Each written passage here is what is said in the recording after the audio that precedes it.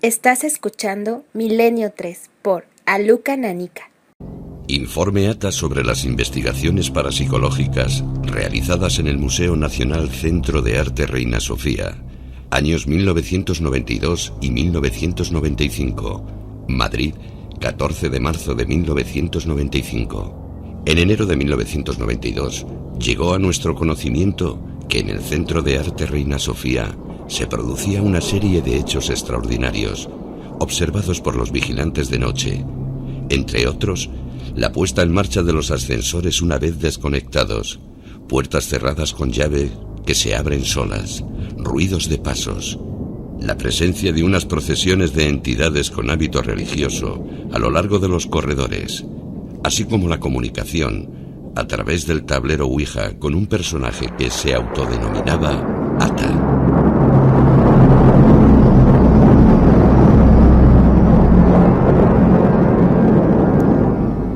Buenas noches, amigos. El informe ATA es sin duda ya un clásico de la historia de los fenómenos extraños en nuestro país. Yo nunca lo había tocado, el original, y aquí lo tengo. Son 9 páginas sobre una serie de hechos absolutamente dignos de una película y que os vamos a intentar contar, porque gran parte de esta información quedó absolutamente oscurecida. Empezábamos la pasada semana hablando de un concepto sórdido, de un concepto realmente truculento, pero de un concepto que también es muy nuestro, la España negra, como si en las raíces atávicas de nuestro pueblo, de nuestra nación, hubiesen ciertos condimentos extraños que a veces pues motivan violencia, motivan representaciones antropológicas o etnográficas difíciles de entender, motivan una forma de ser y una forma de entender el misterio y el suceso. Y nos centramos, como bien sabéis, en historias de crimen y misterio. Ahora toca el misterio puro y duro. Esta noche van a desvelarse algunos secretos. Esta noche, historias que llevaban demasiado tiempo durmiendo el sueño de los justos van a ser aclaradas. Porque una de las fuentes fundamentales del organismo que regía el Museo de Arte Reina Sofía ha dicho que ya es momento de hablar, que ya es momento de contar, que ya es momento de que sepamos algunas cosas que intuíamos que podían ser verdad y que resulta que superan a cualquier imaginación. Una prueba es lo que tengo en la mano. 9 páginas. Informe ATA. Por cierto que esas 3 letras serán protagonistas también esta noche de investigación a la que os invitamos. La historia del Reina Sofía es una historia que condensa todo eso que es la España negra. Hay muerte, hay dolor, hay lamentos y hay fenómenos que no se entienden. Hay incluso censuras, muy propio de la España negra, hay silencios, absolutamente lógico en la España negra, hay hasta personas que se dan de baja en su trabajo, por ejemplo a estas horas de la noche, vagando por esos pasillos, que ahora podemos decir que conocemos bien y cómo son en mitad de la oscuridad, y hay personas que no pueden aguantar más y que denuncian algunos hechos. Hechos que acaban en archivadores y que a veces salen, impulsados por manos valientes. Esta noche hay personas, sobre todo una, La Fuente, que va a contarnos cosas increíbles. Esa persona, bueno, todos la conocéis porque ya ha estado varias veces en el programa y la pasada semana dio una muestra auténtica de maestría en esto del contar. Él es un periodista de raza, es un maestro de periodistas y yo a veces digo, entre comillas, el último, no el último, pero el último, pero como la representación de los últimos de su estirpe, de una forma de entender el periodismo. Al mismo tiempo que Juan Rada, como reportero de diferentes cabeceras absolutamente míticas, como La Gaceta del Norte, La Voz de Castilla y Diario de Navarra, al mismo tiempo ejerció una, vamos a decir, función más oficial, dentro del Centro de Arte Reina Sofía, el Museo Nacional. 19 años allí. Juan Rada, buenas noches. Hola, buenas noches, Iker. Van a permitirme, o van a disculparme los oyentes, esta especie de alergia repentina. Yo que no tengo alergia nunca, pero ha dado conmigo. Pido disculpas, quizás sea el frío especial del Reina Sofía. Pero, Juan, este informe que tenemos en la mano ahora, aquí encima de la mesa, representa muchas cosas. Representa hasta qué punto podíamos empezar por ahí. Se produce el pánico en un lugar tan prestigioso como el Reina Sofía. ¿Hasta qué punto llega la inquietud en las noches de mucha gente que se pide, y es un hecho absolutamente excepcional, por parte de la directiva del museo, y en 2 ocasiones diferentes, intervención de un grupo de parapsicología. Situación de alarma. Total.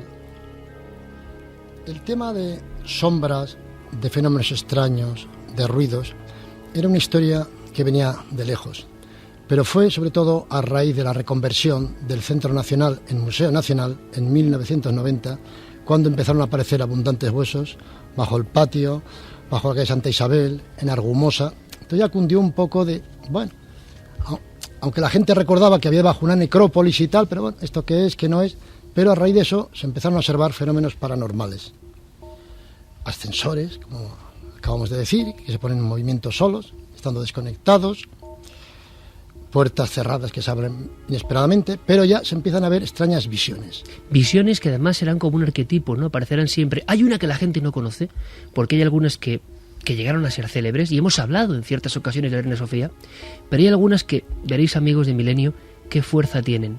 Por ejemplo, Juan, y esto no lo sabe nadie, lo va a saber la gente ahora. Hay un día, pleno esplendor de la Reina Sofía, tú en el gabinete de prensa, un fotógrafo pide estar solo para fotografiar el Guernica. Efectivamente, había gente que a lo mejor querían de televisión grabar cuando no hubiera público, o fotógrafos que querían coger muy bien la obra sin público que interrumpiera, que pasara por delante. Entonces se les daba el permiso en martes. Y un fotógrafo fue allá un martes con su trípode, posó, cogió todas las posturas posibles para sacar lo mejor posible desde diversos encuadres el Guernica. Luego fue al laboratorio, reveló, era máquina de las antiguas, de carrete y tal, y se encuentra que delante del cuadro hay una persona, hay un ser, cuando allí no había absolutamente nadie. Él entró solo y un vigilante que le escoltaba, que se quedó a distancia. Disparó un montón de imágenes en su carrete y al revelar, oh misterio, había una persona ante el Guernica. ¿Quién era? ¿Era el observador que miraba el cuadro o miraban al fotógrafo? ¿O una simple sombra? Estaba delante y miraba más al fotógrafo, daba la espalda al cuadro. O sea, era como un señor que vagaba por allí. Desde el año 86 pasan cosas en el Reina Sofía, muy pocos permisos.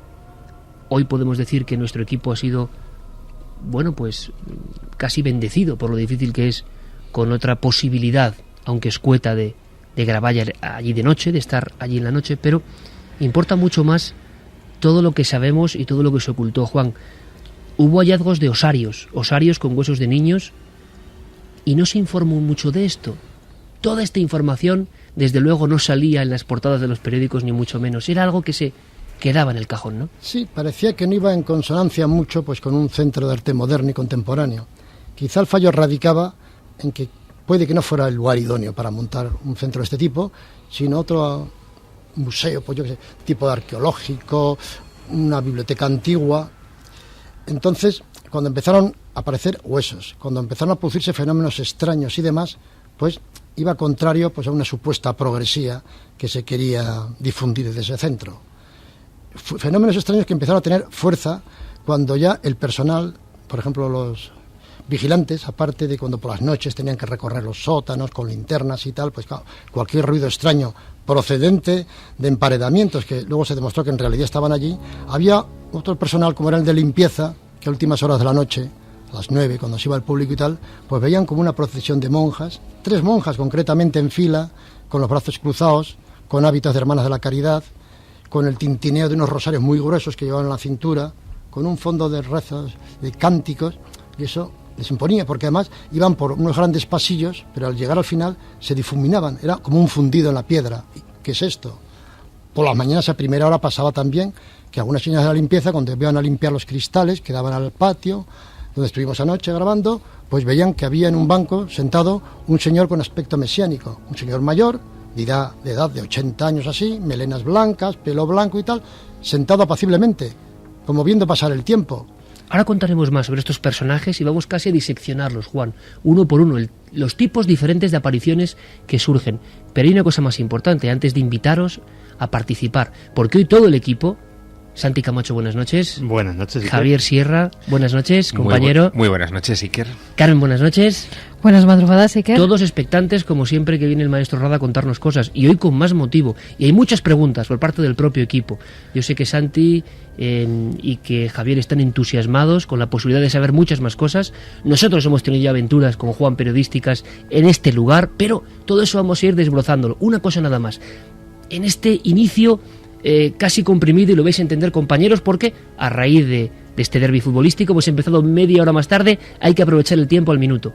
Juan, tú has visto a gente con absoluto, no inquietud, casi pánico, que te venían a contar, a ti como persona clave, ¿no?, en ese mundo cotidiano del Reina Sofía, las mismas cosas, y tú empezabas a ver que gente muy diferente te estaba contando las mismas visiones. Efectivamente, porque eran señoras de la limpieza, cambiaban los turnos, la que estaba de mañana luego estaba de noche, y me venían a contar las mismas cosas. Incluso venían con miedo, me decían, oiga, que en el baño de caballeros se oye golpes.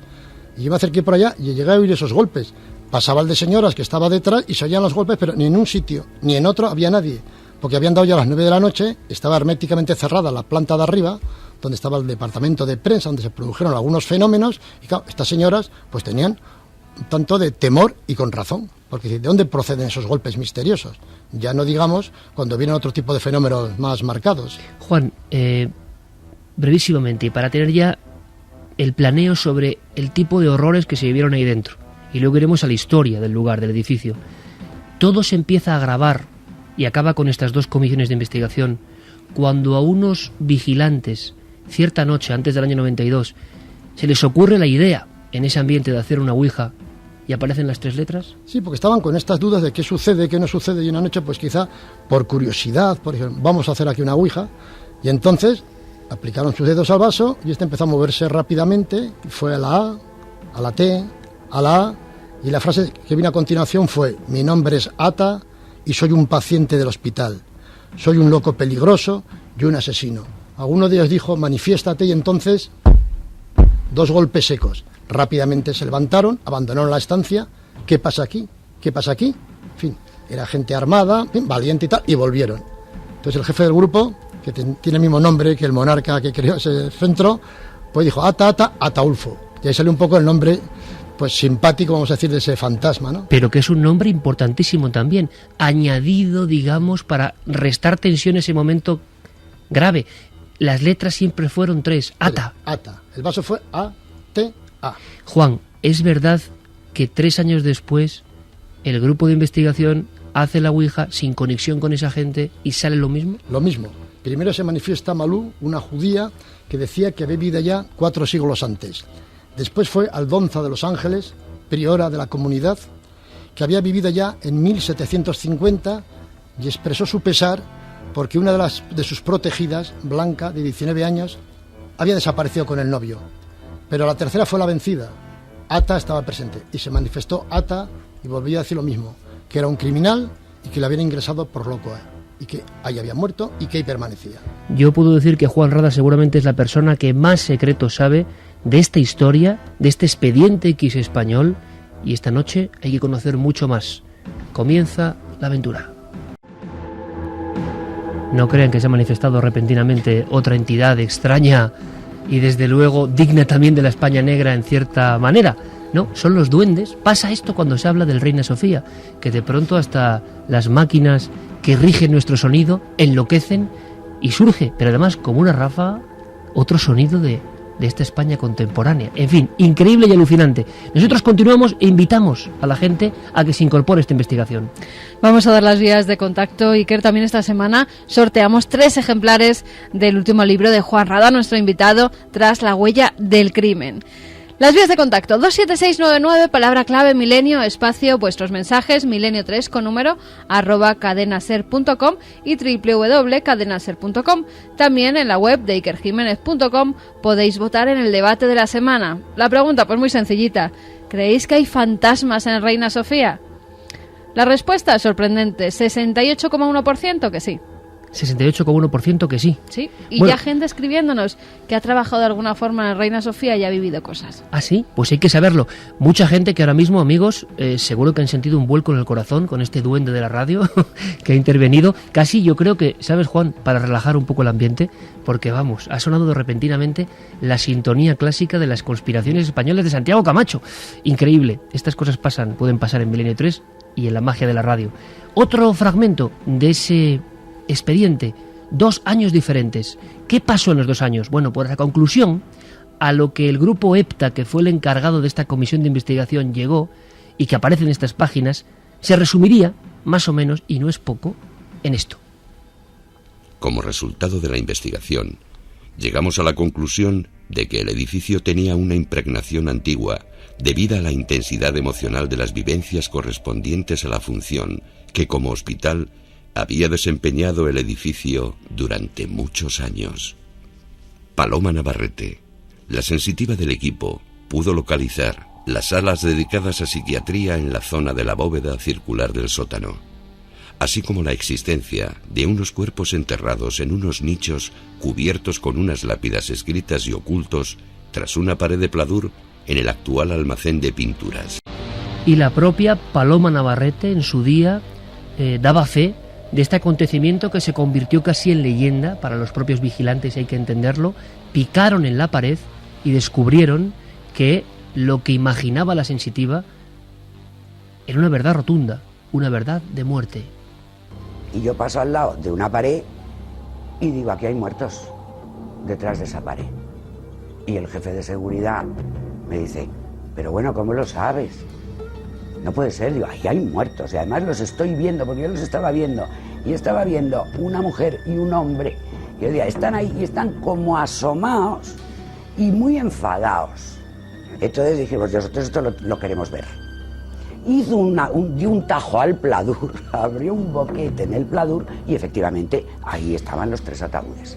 Había 2 hombres y una mujer, y yo vi a un hombre y a una mujer. La mujer era una monja de las de la Caridad, y el que yo vi era el prior o el superior también de los frailes de aquel. Aparecen de nuevo las monjas encarnadas, casi incorruptas, creo, Juan, en algunos casos, que mucha gente afirma haber visto, claro, pero más de un siglo después de que estuvieran haciendo sus labores allí. Era el mismo tipo de religiosa que muchas personas de la seguridad aseguraron, te contaron que estaban viendo. Efectivamente, sí. Estas monjas que aparecieron allá emparedadas, pues respondían a lo que a un vigilante y sobre todo algunas señoras de la limpieza habían visto. O sea, hermanas de la Caridad, con ese atuendo clásico negro, con el recio rosario a la cintura, o sea, eran esas mismas sombras que correspondían a lo que aparecía allá, cuando incluso allá se sacaron los cadáveres de Fray Bernardino de Obregón y de 2 monjas y tal, para llevárselos, porque una cofradía quería, en fin, sacar a relucir un poco la historia de este fundador de los hospitales convalecientes de la corte. Entonces estaban incorruptos, pero claro, esto debía ser por la baja temperatura que siempre ha imperado allá, ¿no? Pero en cuanto a los uniformes y atuendos, correspondía a lo que la gente veía. Estas señoras que los habían visto por los pasillos, jamás habían visto lo que estaba enterrado allá, porque esto fue a posteriori. Estamos ya hablando del año 95, y los fenómenos se venían dando de tiempo atrás.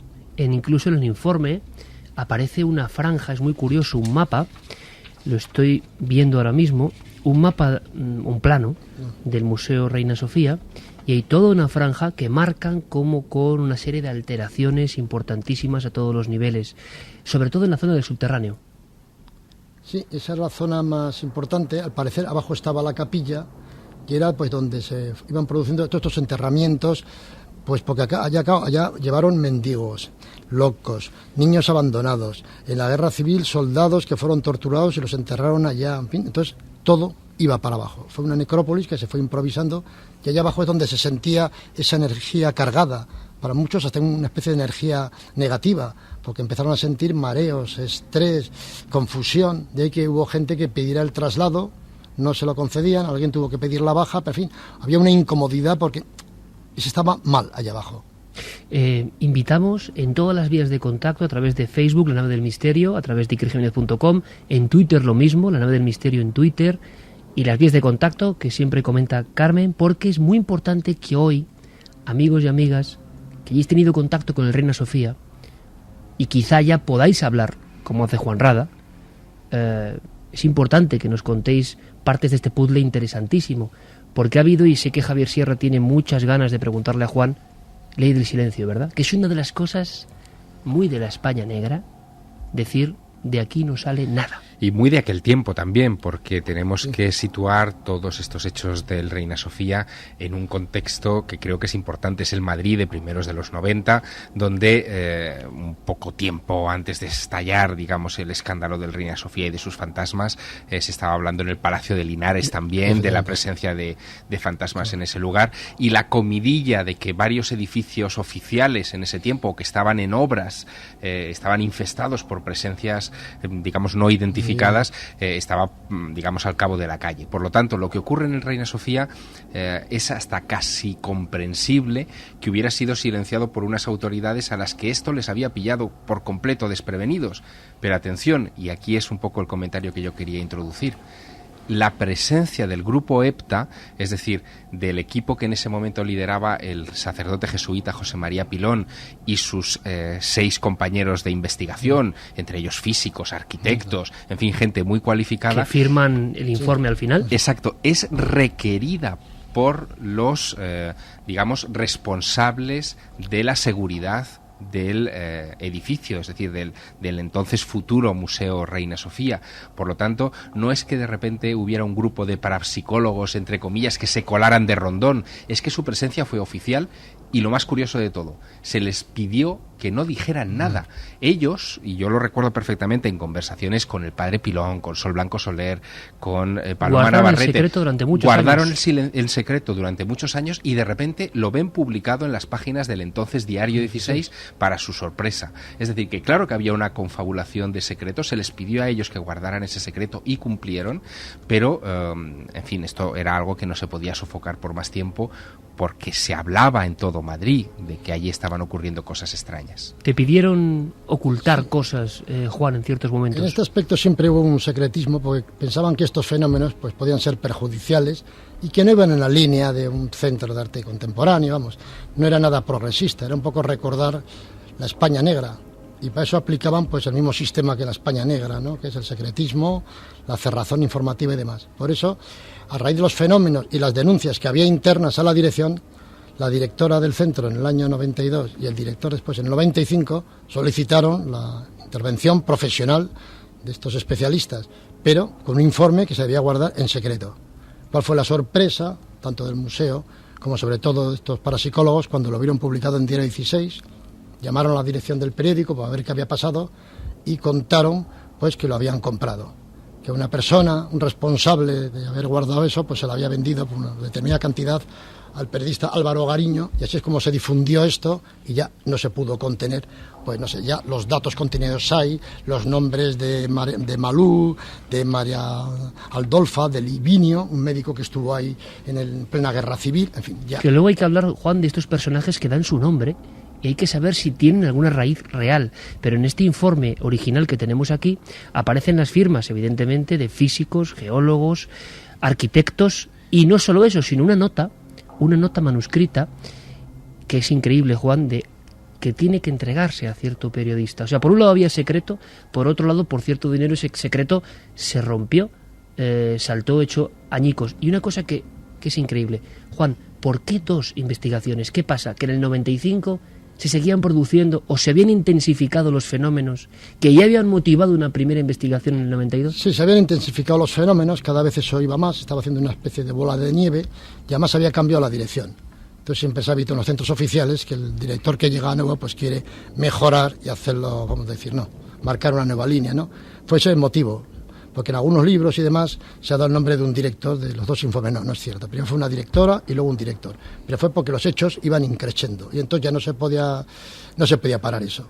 Incluso Además, había publicaciones que decían la cerrazón informativa que había, pero que en efecto, que los vigilantes se estaban dirigiendo a medios y contando lo que ya pasaba. Que fundamentalmente se iniciaba todas las noches con el movimiento no controlado de los ascensores. Efectivamente. Además, el grupo EPTA desde el año 92 pide sucesivamente permisos para seguir investigando, porque no se quedaron a gusto con una sola noche, y por eso yo creo que en el 95 por fin, con ese cambio de director, le conceden de nuevo los permisos para investigar. Dejadme añadir también que el grupo EPTA no es la clásica imagen que, por desgracia, se ha popularizado quizá a través de shows televisivos, Sí, etcétera, de otros de cazafantasmas. Uh-huh. Son, insisto, gente muy profesional, muy capacitada, y en este caso Son ingenieros, psicólogos, farmacéuticos, sí, y arquitectos que saben de la físicos. estructura de los edificios, y en este caso hicieron algo que luego yo he visto con mis propios ojos hacer en otros edificios cuando les he acompañado, que es hacer mediciones del campo electromagnético, y en este informe hay una conclusión que es muy interesante, que en la parte de atrás del edificio, digamos visto desde su entrada principal, en la parte de atrás del edificio, justo donde se encontraron después, detrás del pladur, esas tumbas, había como un pasillo de unos 3 metros de ancho electromagnético, donde el campo era inusualmente intenso. Estaba como alterado, ¿no? Exacto. Es decir, que ellos, utilizando mediciones científicas, llegaron a conclusiones extraordinarias. Llegaron a pensar que efectivamente allí había algún tipo de fuerza o de energía no controlada, que es la que podía provocar estos fenómenos. Juan, con un sí o un no, ¿tú llegaste a percibir fenómenos dentro del Reina Sofía? Sí. Pues luego lo vamos a contar con argumentos. 19 años en el gabinete de prensa del Reina Sofía, Juan Rada, en este segundo episodio de La España Negra, que ya concentra lo que es el ámbito sobrenatural. Santi Camacho ha sondeado, ha hurgado en periódicos antiguos, buscando la raíz quizá de todo esto. Vamos a hacer ese viaje en la historia. ¿Qué fue el Reina Sofía? ¿Había fenómenos antiguamente en el Reina Sofía? ¿Qué vivieron realmente y qué callaron los guardias de seguridad, los vigilantes jurados? ¿Qué pasa con los enterramientos? ¿Qué diferentes visiones, diferentes personas han denunciado en el Reina Sofía? ¿Sigue habiendo este tipo de fenómenos? ¿Ha habido muertes traumáticas? ¿Podemos hablar incluso de intentos de suicidio después de haberse visto alguno de estos fenómenos? ¿Qué pasa con la biblioteca? ¿Qué ocurre dentro de ese recinto? Y sobre todo, ¿sabremos o nos ayudaréis a saber quién es Ata, que parece el epicentro del misterio de esta noche? La escena podemos imaginarla perfectamente, porque podría ser escena de una película de terror. Unos vigilantes efectúan una rudimentaria ouija en una de las salas donde parece que hay ciertos fenómenos. De inmediato se presenta Ata. Esas 3 letras serán iniciales, y se presenta además como un asesino que estuvo allí recluido. ¿Tiene sentido con la historia del lugar, del enclave? Después los golpes, los libros que saltan de las estanterías y el pánico. Un pánico que era ya el habitual compañero en las noches del Reina Sofía. Es un edificio imponente, un edificio pétreo, de muros gruesísimos. Es difícil culpar al aire o a las casualidades del clima de algunos de estos fenómenos, aunque se ha intentado, evidentemente. Siempre intentar poner tierra de por medio con lo que sea misterio. Pero hay una zona subterránea, hay un Reina Sofía oculto, con bóvedas, con pasillos estrechos. ¿Y qué ocurrió allí a lo largo de la historia? ¿Por qué habla el primer informe oficial de 1992 de cierta impregnación? Vamos a seguir ahondando en este auténtico mito real de la parapsicología, del misterio, de las apariciones de la España Negra. Es verdad que es un contraste que ocurra en un museo de lo moderno, de lo ultramoderno, de lo vanguardista, pero así es también el enigma, lo incomprensible, surge donde nadie lo espera. Carmen, estamos recibiendo algunos mensajes de personas que tímidamente rompen su silencio, y nos quedaríamos muy satisfechos después del programa si somos conscientes, al ser conscientes, de haber obtenido un puñado de personas que han dado ese paso valiente, como era Juan, contando las historias de verdad desde dentro. Sería muy interesante, porque también sabemos que la ley de la omertad, del silencio, de no contar nada, es hasta comprensible, pero sigue perfectamente viva. A día de hoy, casi 20 años después del primer informe oficial. Pero hay gente que ya está contándonos cosas. Pues sí, que hay gente que ya nos ha contado que trabajaba allí. Por ejemplo, Rosé, desde Ferrara, nos decía que trabajó de azafata en el Museo Reina Sofía y que realmente pasaba lo de los ascensores. También nos asustaba a las azafatas subir y bajar las escaleras en la parte antigua. Un saludo a todos los milenarios. Nos decían también... Bueno, es que yo ahora no sé tú, pero yo me da un escalofrío las escaleras de la parte antigua. Sí, donde estuvimos anoche.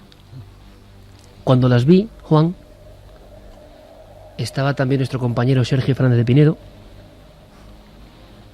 Claro, es la sugestión, por supuesto que es la sugestión, pero en mitad de esas zonas más o menos modernas se alza una especie de escalinatas que guardan las verjas, las rejas y el grosor de esos muros, Juan. Y yo imaginé, claro, Juan me lo estaba contando, pero perfectamente, pues cuando fue eso, reclusión de los dementes más peligrosos de Madrid.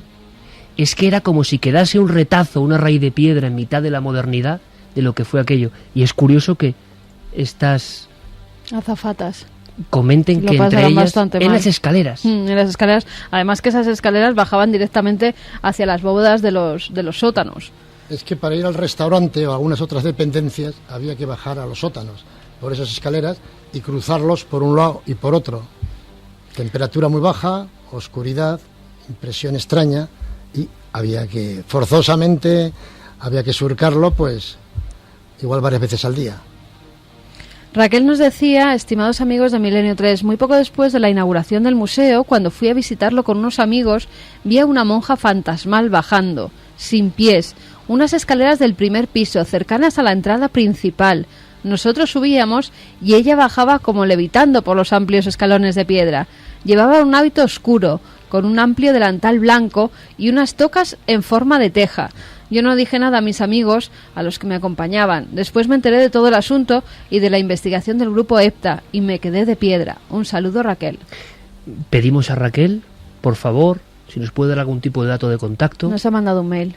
Nos encantaría porque hay que contar la verdad. La verdad, lo que ocurre, lo que pasa, porque creo que el retrato robot que acaba de dar Raquel, Juan, es un calco de lo que mucha gente te contaba a ti cuando estabais ahí dentro. Efectivamente, coincide con la versión que me daban a mí las empleadas de la limpieza, de que estas monjas no caminaban, sino que iban avanzando, que se iban deslizando por el suelo, o sea, pero sin llegar a tocar, ¿no? O sea, eran como una levitación que les conducía hacia el fondo del pasillo y desaparecían al final. ¿Son las mismas escaleras, Juan, por los datos que das, esas escaleras cerca de la entrada a primera planta antigua? ¿O no? Efectivamente, sí, son esas escaleras, sí. Que tienen como una especie de arcos de piedra cubriéndolo. A mí me impresionaron. Y conducen a las bóvedas, todas ya de ladrillos, de mampostería, en fin. Es un ambiente que impregna de energía, pero... Daniel nos decía que no solo ocurren fenómenos extraños en el Reina Sofía, que él ha trabajado en el Conservatorio de Música, que está al lado del museo, y que también ocurren fenómenos extraños. ¿Qué pasa? Que toda la zona de Necrópolis quizá ocupaba el mismo sector. Seguimos pidiendo, repetimos vías de contacto, Carmen, porque hoy son importantes. Vamos a arrojar luz, vamos a intentarlo con todos vosotros. Vamos a repetir esas vías de contacto: 27699, palabra clave, Milenio, espacio, vuestros mensajes, milenio3 con número, @cadenaser.com. Ya sabéis que a través del mail nos podéis escribir con detalle todas vuestras vivencias, sobre todo en el Museo Reina Sofía, del que hablamos esta noche, y también, para ponernos frases cortitas, pues la web de la Cadena Ser, www.cadenaser.com. Sorteamos Tras la huella del crimen, de nuestro invitado Juan Rada, ese libro que trae historias fascinantes, Iker. Y si quieres, vamos a dar los datos del debate de la semana. ¿Hay fantasmas en el Reina Sofía? Esa era la pregunta, y la respuesta de todas las personas que han votado es sí, un 71,6%. Ha subido, ¿eh? Después de casi 20 años, nuestro equipo ha recibido luz verde. Quizá no luz verde completa para examinar todo el entorno, pero sí luz verde, y hay que agradecérselo al museo en este caso, porque hasta nos quedamos sorprendidos, Juan, para iniciar de alguna forma una pesquisa, una búsqueda. No es una pesquisa paranormal, sí puede conjuntarse con la historia y con intentar saber algo más. Pero queremos hacerlo con vosotros, es importante. Si habéis trabajado en Reina Sofía, si tenéis datos, si habéis vivido estos fenómenos, si no tenéis miedo, si no teméis ese silencio que parece que lo impregna casi todo, podemos quizá llegar a la verdad. Hay que intentarlo, y en esta sociedad virtual de hoy, interactiva de hoy, es posible. Vayamos a la historia. antes de contar muchísimas cosas más. Hay alguna descripción que parece que es la inicial, Juan, sobre el Reina Sofía, que pone los pelos de punta y que va al siglo pasado. La Ilustración española creo que habla ya de una estampa arquetípica de este lugar de terror. La Ilustración española y americana, que era una publicación de mucha importancia, del último tercio del siglo XIX, que llegó hasta principios del siglo XX, hizo un reportaje sobre aquel hospital de beneficencia y decía: los enfermos se asoman por las ventanas del hospital cuando atardece para tomar el sol, el aire, y descubren sus rostros amarillentos, algunos casi moribundos. Rostros empalidecidos por la enfermedad o quién sabe si por el sufrimiento, hondo sufrimiento, de pernoctar en un edificio donde suelen ocurrir cosas extrañas, nunca explicables, apariciones, ruidos y sombras fantasmales. Es la queja de los propios enfermos. Santiago Camacho, compañero, se habla de apariciones fantasmales, hechos inexplicables. Hace más de 100 años en los periódicos españoles sobre este lugar. Sí, pero es que la historia siniestra del lugar es mucho más antigua incluso que el edificio. El Atochar, el Odivar de Atocha, era un lugar desde el siglo XVI, desde la época de Felipe II, evitado por los madrileños. Allí estaba, en esa época de Felipe II, se instauró un albergue para indigentes. En el siglo XVI, Santi. Sí, el Hospital de Convalecientes de los Hermanos Obregones, que era un lugar donde iba la gente a morir directamente, en unas condiciones atroces. Si malas eran las condiciones de ese hospital decimonónico, imagínate ese albergue, un edificio mucho más siniestro todavía, en el cual la gente era recogida de las calles, una ciudad llena de mendigos, llena de menesterosos, asolada por epidemias, y era simplemente tumbada en jergones para que muriesen. En ese lugar, lógicamente, los madrileños lo evitaban cuidadosamente, porque ya se empezaban a oír en aquel momento, no de seres de ultratumba, sino de moribundos. Se oían a centenares de metros a la redonda, se veían quejidos, se veían salir parihuelas con cadáveres que no se sabía a dónde eran enterrados, y bueno, era ya antes de esa construcción un centro de muerte. Efectivamente, el hospital empieza a tener, el hospital ya creado en época de Carlos III, empieza a tener prácticamente desde su creación esas historias que ya se narran como de espectros y aparecidos procedentes de ese pasado siniestro del lugar. Y parece que está marcado durante toda su historia por las atrocidades. Piensa que, por ejemplo, no solamente esas difíciles condiciones de un hospital decimonónico, sino que en plena guerra civil posiblemente se ha especulado que esas monjas aparecidas tengan que ver con un asalto que hubo, que provocó que muchas de las monjas que no pudieron huir fueran fusiladas por los milicianos en el mismísimo hospital. Encima fue hospital de sangre. El frente de Ciudad Universitaria, todos los heridos iban allí transportados de ambos bandos, y no se podía evitar que gente incontrolada, milicianos que no tenían muy claro al mando de quién estaban, realizasen sacas de gente, de nacionales que estaban también moribundos, heridos, y en el mismo patio del hospital también los fusilasen. Con lo cual estamos hablando de una historia atroz. En 1965 el hospital es cerrado, y entre 1965 y 1977, que es declarado monumento histórico y ya recibe una protección especial, pues se convierte en un edificio abandonado, ruinoso, y que también los vecinos del barrio de Atocha siguen rehuyendo, porque siguen oyendo gritos, lamentos, aullidos, que los más racionales achacan a una circunstancia muy curiosa, que es que se convierte en el mayor nido de gatos de todo Madrid. Parece que los gatos de toda la capital deciden establecer su residencia allí, y bueno, pues muchos explicaban, con la razón de su parte, que podían ser desde peleas de gatos, maullidos de celo, etcétera, etcétera, lo que tanto asustaba a los vecinos, que pasaban rápidamente acelerando el paso ante la fachada. Ayer solo había un gato. Sí. Solo uno. Y además estaba en la garita, porque había nacido allí y lo estaban cuidando. Reina Sofía con 1000 historias, y hay una, Santi hablaba de dementes, racias, sacas, guerra civil. Ayer a mí se me ponían los pelos de punta, de verdad, cuando Juan Rada me recordaba por esos pasillos inmensos típicos de hospital, muros, repito, muy gruesos, piedra gris, es un poco Escorial en miniatura por dentro, es un gran claustro o jardín con fuentes antiguas y unas grandes ventanas acabadas en una especie de bóveda o semicírculo. Bueno, pues imaginaos por favor la siguiente escena. Personas de la limpieza, una señora, inmenso pasillo, austero total, ¿verdad, Juan? Sin nada, sin apenas decoración, sobrio, casi espartano. Y de pronto, todavía es casi amanecida, ve a alguien dentro del jardín, del claustro, y no hay acceso. Se repitió varias veces. Le llamaron el mendigo. Sí, porque el sol estaba empezando a romper contra las tinieblas de la noche, cuando veían ahí una figura un poco nebulosa, pero claro, ya iba amaneciendo, y había un señor sentado tranquilamente en el banco, con pinta mayor, ya de unos 80 años, una especie de Moisés, una pinta mesiánica, barbas, pelo largo, tranquilamente ahí, viendo discurrir la vida, ¿no? Como quien espera la muerte, tranquilamente, pero lo curioso es que al rato volvían a mirar, seguía, y cuando ya a las 8 y pico empezaba ya a entrar el personal, a trabajar y tal, se había esfumado. Nadie había visto levantarse del banco, salir del patio, pero hasta el día siguiente que volvía a aparecer. Entonces, suponían que ahí pasaba las noches, o sea, que era un amigo de las sombras, y que con el día desaparecía.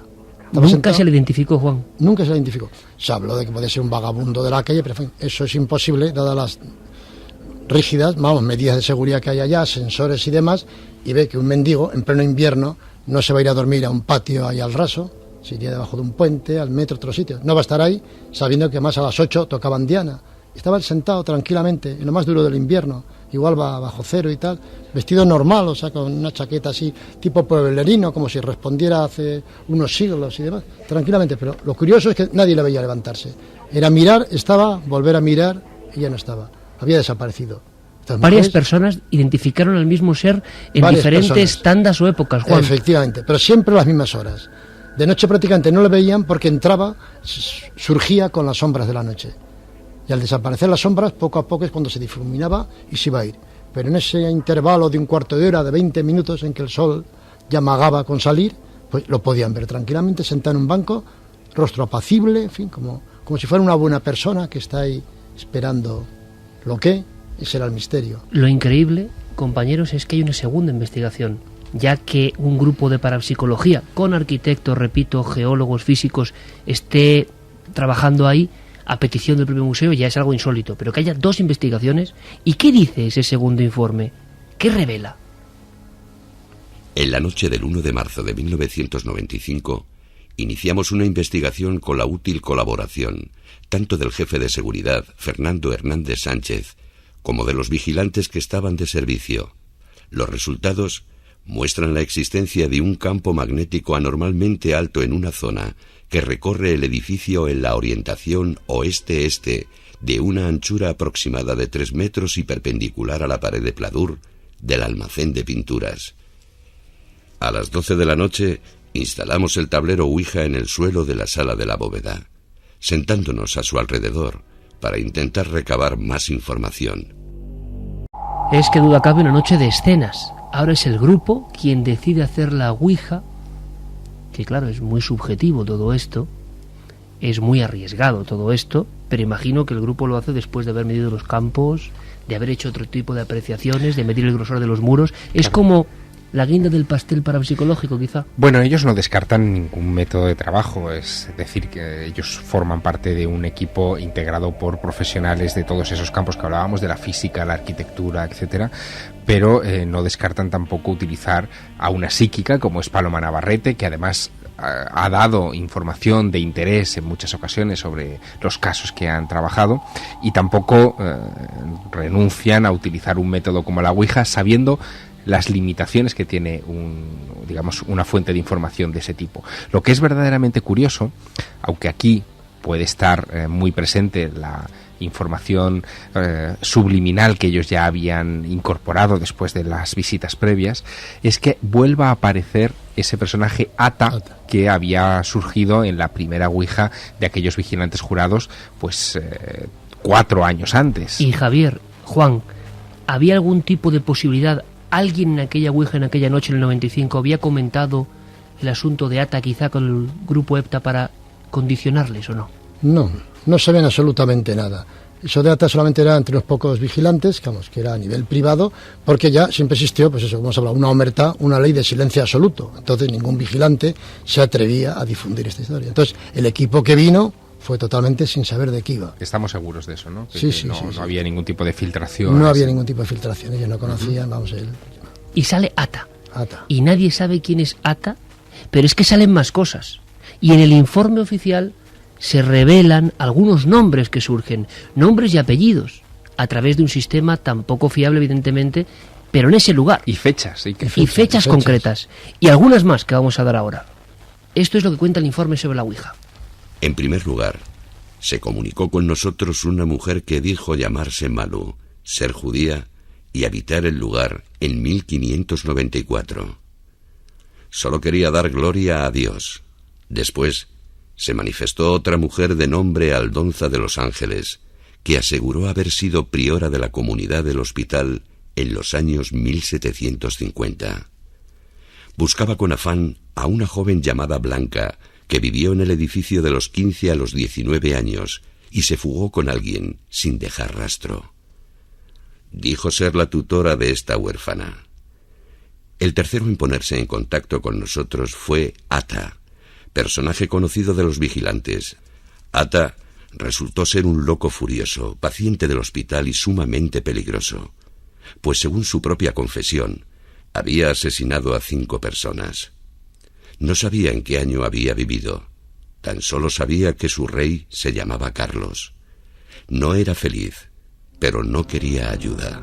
Detalles muy concretos, fechas, como decía Javier Sierra. En fin, fue una noche realmente productiva al nivel del misterio, está clarísimo. De Ata no hemos sabido absolutamente nada. Ha habido otros personajes que, Juan, parece que tienen algo que ver con individuos que de verdad vivieron allí. Un médico de la Guerra Civil. Sí, se manifestó Livinio, un especialista del pulmón que durante la Guerra Civil estuvo allá ayudando a los enfermos y que se ve también porque le contagiaron alguna enfermedad, falleció allá este hombre. Livinio. Guerra Civil. Y parece que hay algo de verdad en todo eso.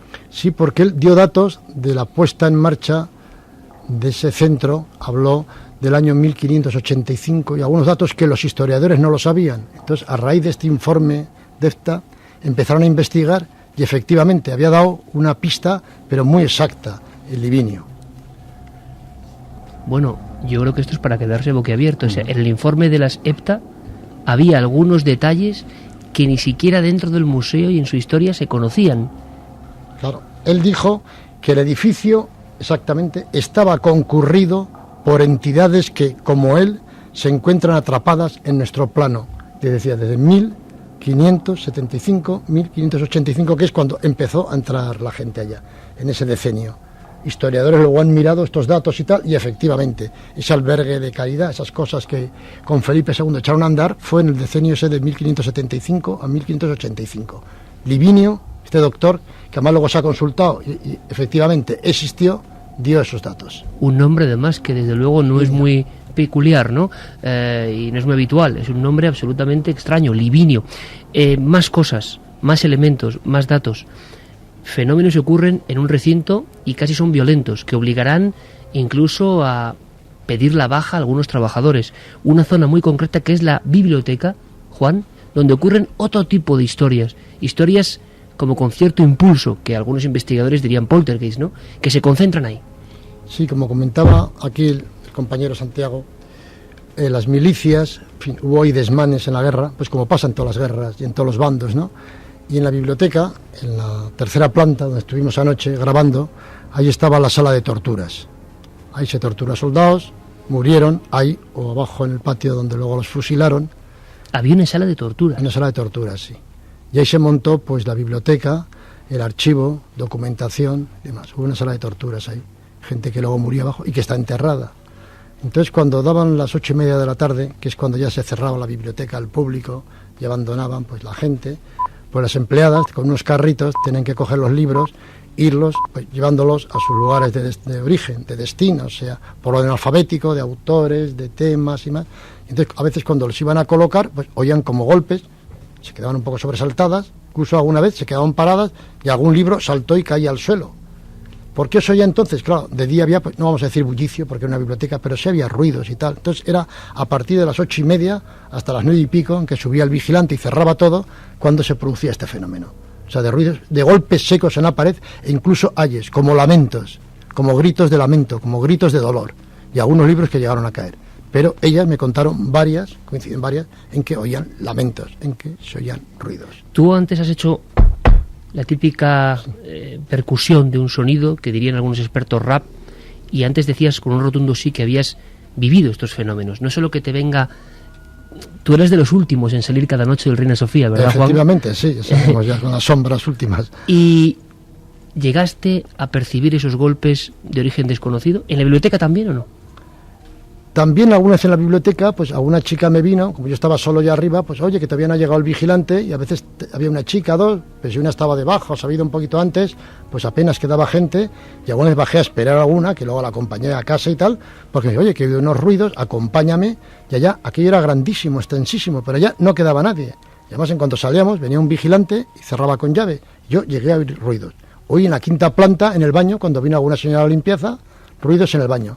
También se daban fenómenos de secadores que se ponían a funcionar solos y tal, en fin, temas eléctricos que al igual que ascensores que otras cosas, pero bueno, pero golpes secos yo hoy en el baño, con presencia de alguna señora de limpieza, y en la biblioteca, pues con alguna funcionaria o personal laboral que estaban allá. ¿Sentiste inquietud, Juan? ¿Sentiste que eso no tenía control ninguno? Sí, no, eran unos fenómenos que ya se habían ido un poco de la mano, que la gente la había cogido, había un poco psicosis ya, ¿no? Incluso ya la gente pues tenía un temor, ya el que oía golpes o el que no oía, ¿no?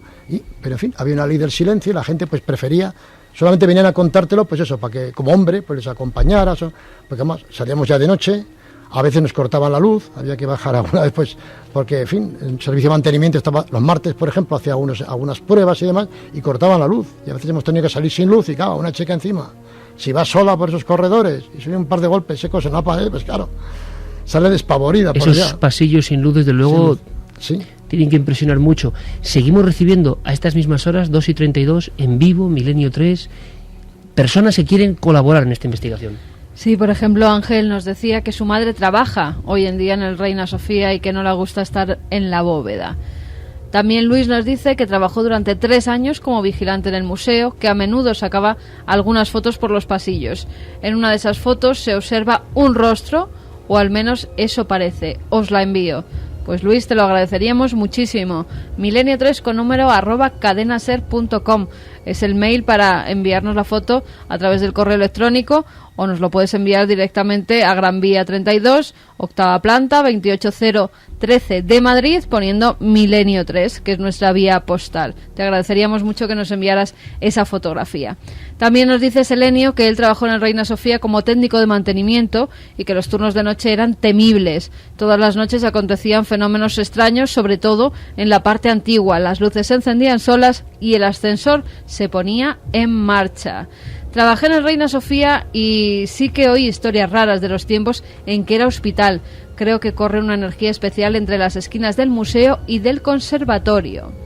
También gente que ha visitado el museo y dice que no se ha sentido nada bien. Ana Bataller dice que estuvo allí en los años 90, mediados de los 90, la parte administrativa.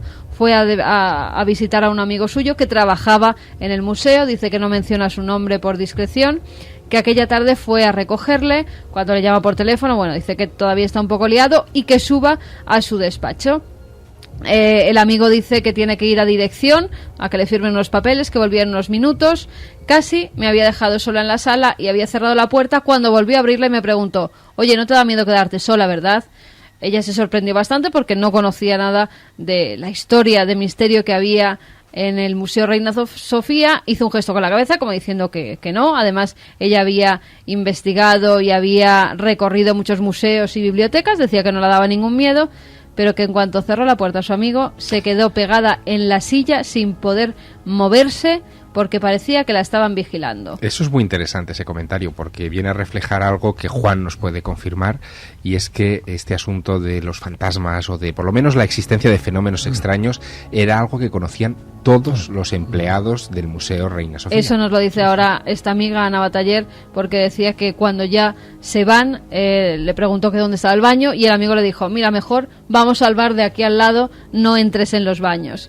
Cuando van a los ascensores y ella va a pulsar en el ascensor, le coge la mano y le dice: mira, mejor bajamos por las escaleras porque ahora te contaré algo.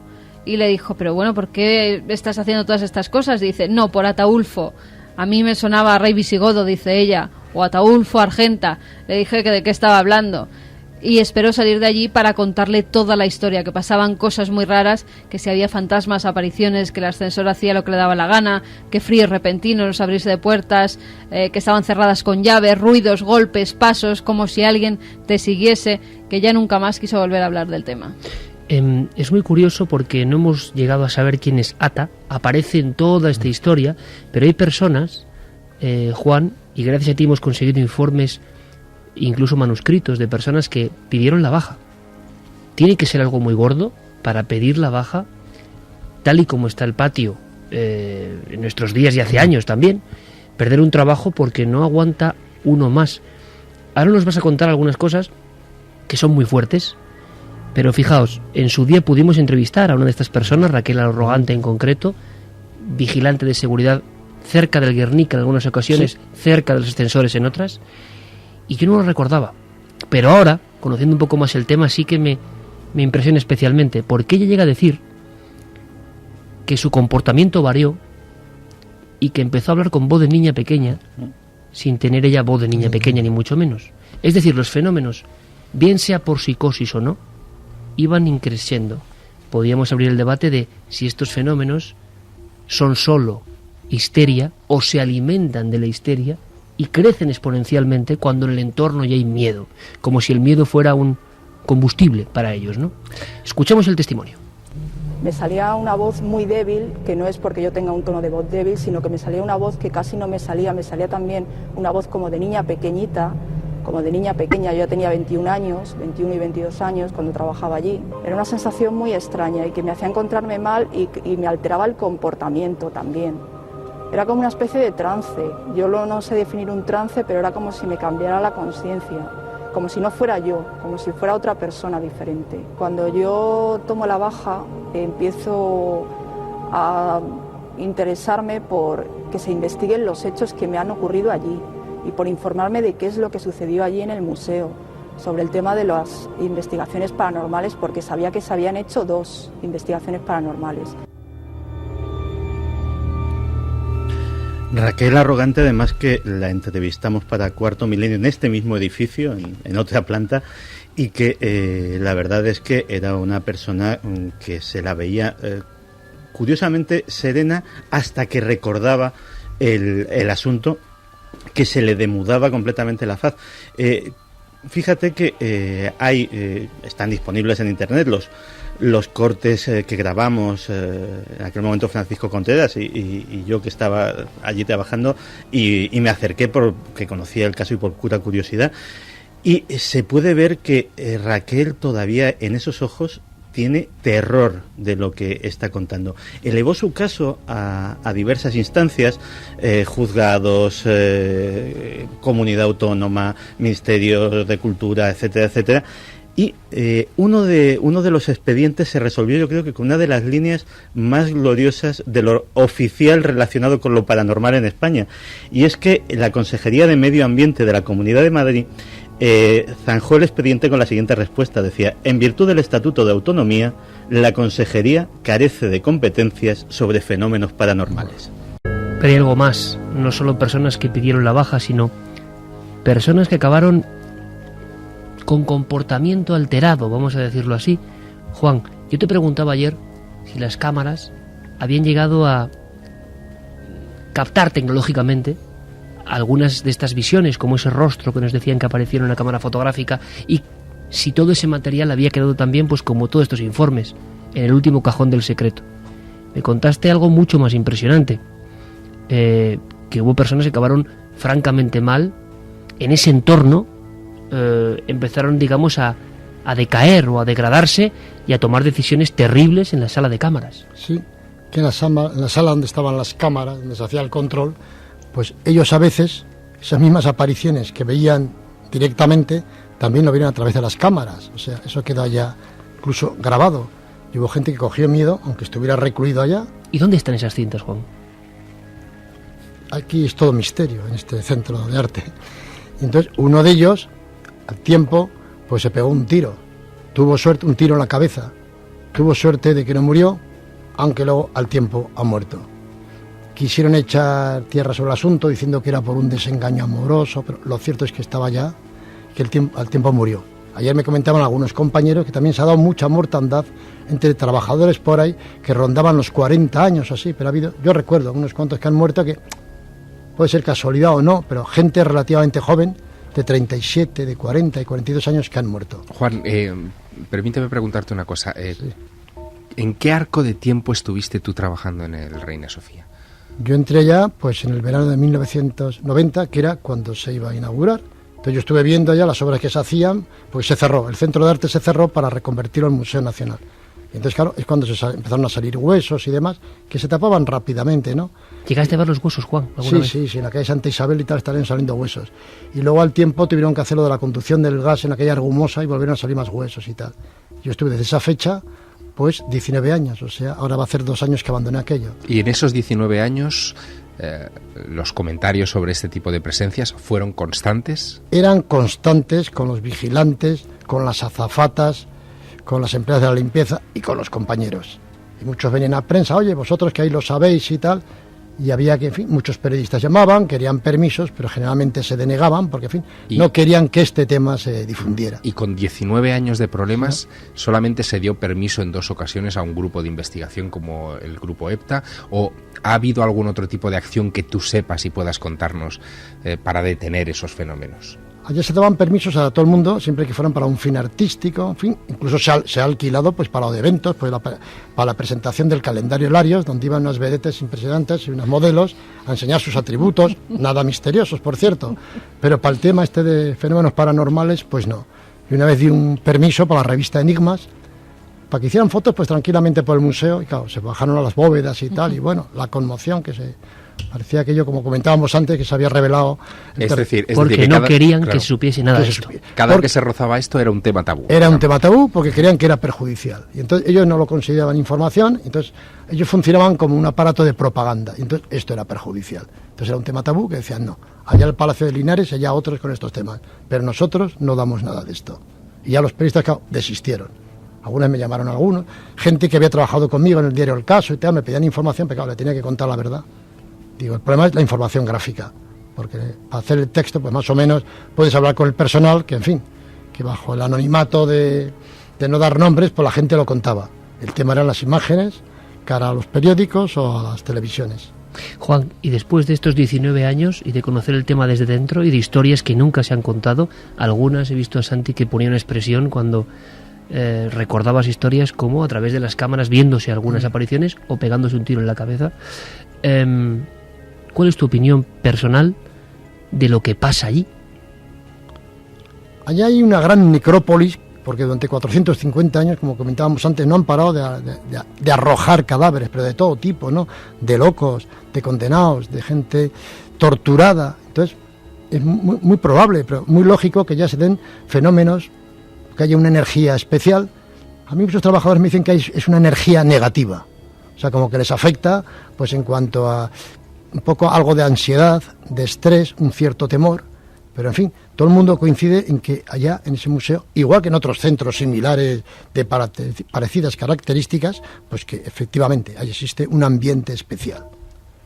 No vamos a decir ni positivo ni negativo, sino especial, y que luego la mente, la psicosis, la forma de ser de cada uno, pues lo encaja mejor o peor. Pero según tú, Juan, la psicosis no genera el fenómeno, sino que surge a raíz de una serie de fenómenos inexplicables reales. Por supuesto, hay unos fenómenos reales que entonces ya la gente la va contando, incluso hasta el que no lo ha vivido, pues claro, se suma esta psicosis, pero hay gente que lo ha vivido y vamos, que han dado fe cierta de ello. Incluso yo mismo he oído golpes y demás.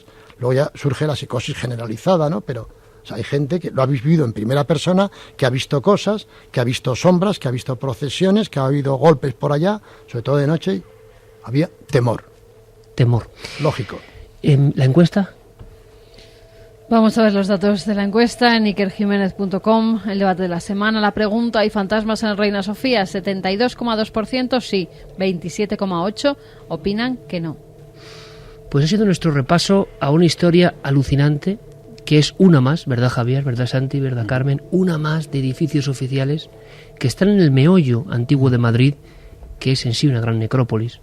Es curiosa la broma, entre comillas, de que ayer mismo entrábamos por la calle Argumosa Que hay que en dar las homenaje. gracias, además, Sí, por también supuesto. que nos dejaran grabar allí, porque después de tantos años ha entrado una cámara de televisión, Sí. sabían que era nuestro programa, sabían que Y a íbamos pesar de hablar que con las mucha cosas- vigilancia, como es normal, de las cosas que pasaban, pero bueno, ahí estuvimos y ahí grabamos. había todavía cierto temor, ¿verdad, Juan?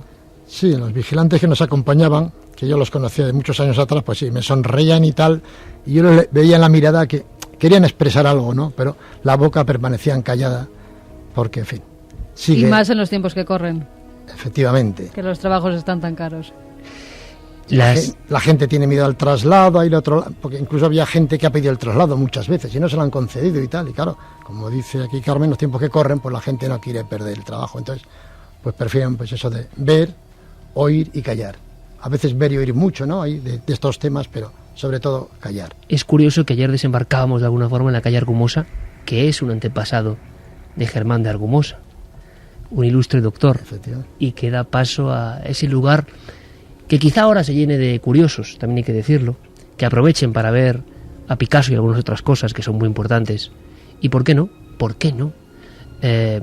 Hay que atraer gente a los museos de cualquier Hay forma, mucha gente creo que yo. va a ir, ¿eh? Que va a ir. Sí, nos están escribiendo que van a ir a Pues visitar creo ese que es museo una que buena no conocía. labor, porque es especial. Es un entorno muy especial que hemos recorrido con todos vosotros y en compañía del maestro Juan Rada.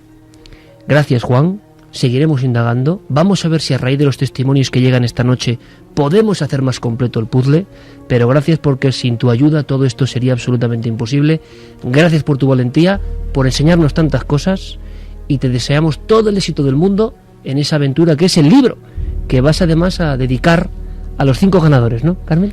Eso es, a los ganadores de la semana pasada, que les tocaron 3 ejemplares, y a los de esta semana 6. otros 3 ejemplares del libro, el último libro de Juan Rada, que además, bueno, se lo vamos a dedicar con su nombre y todo. Tras la huella del crimen, los llegará en unos días, vamos a esperar que se den los nombres y Juan pues tendrá bien dedicárselo a todos ellos. TIB Editores, y yo dije un eslogan, oye, que me parece bueno, era como aquel de Benítez, que es el mejor eslogan, el mejor anuncio que he visto en mi vida de un libro, es Dios mío, Dios qué mío, libro, sí, libro sí, sí. de La rebelión de Lucifer, que me parece increíble, pero yo me inventé un eslogan. ¿Sabes qué eslogan me inventé para el libro de Juan Rada? A ver, suéltalo. Un libro para no dormir, como Chicho Bañez Serrador, ¿no? Y es que es un libro que como lo leas, Como creo que, no duermes. que va a ser el efecto que va a provocar este programa en muchos de nuestros oyentes. Pero mira, vamos a romper completamente ahora, con una historia que te va a encantar, amigo. Adelante. Vamos con la nostalgia. Juan Rada, maestro, hasta la próxima aventura. Hasta muy pronto. Gracias, amigo.